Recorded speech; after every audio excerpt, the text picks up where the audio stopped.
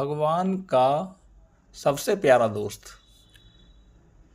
एक छोटे से गांव में आरव नाम का एक नन्हा बच्चा रहता था। उम्र सिर्फ 7 साल की, लेकिन दिल में भगवान के लिए अपार प्रेम। रोज सुबह उठते ही वह सबसे पहले नहा धोकर अपने छोटे से मंदिर के सामने बैठ जाता। उसके पास न कोई महंगी माला, न सोने का दीप, बस एक सादा दिया और सच्चा मन।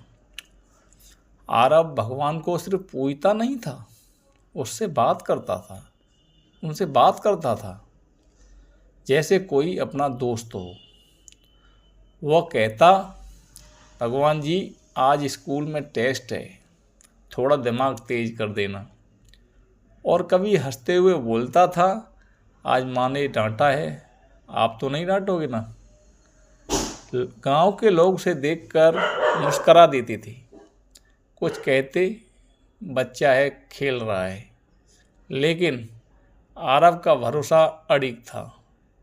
एक दिन ऐसा हुआ कि गांव में भयंकर सूखा पड़ गया।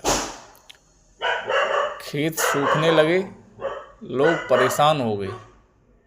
सब मंदिर गए, बड़ी बड़ी पूजा की, लेकिन बारिश नहीं हुई। आरव चुपचाप मंदिर पहुंचा और दिया जलाया और बोला, भगवान जी अगर आपने सच में मुझसे दोस्ती की है तो मेरे गांव को पानी दे दो। और ये कहते कहते वो रो पड़ा। उसकी आंखों से 2 बूंद आंसू टपक पड़े। शाम होते ही आसमान में बादल गिराए और रात भर जोरदार बारिश हुई। गांव में खुशी की लहर दौड़ गई।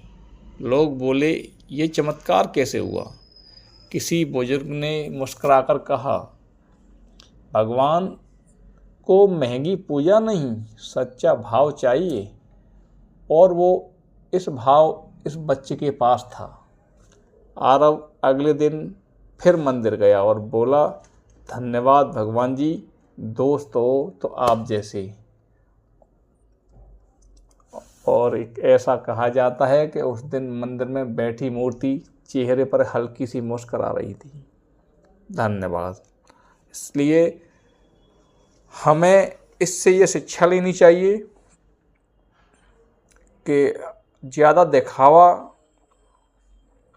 या भंडारा या सच्चे दिल से, भले ही वो कम हो, भगवान कभी ऐसा नहीं कि पैसे वालों को ही होते हैं, भगवान गरीबों के भी होते हैं। ज़रूरी नहीं आप अपनी श्रद्धा से करो, जितना भी श्रद्धा है। किसी की 2 रुपये की है, किसी की 50 रुपये की है, किसी की 500 की है, ये डिसाइड नहीं करता। बाकी अपनी श्रद्धा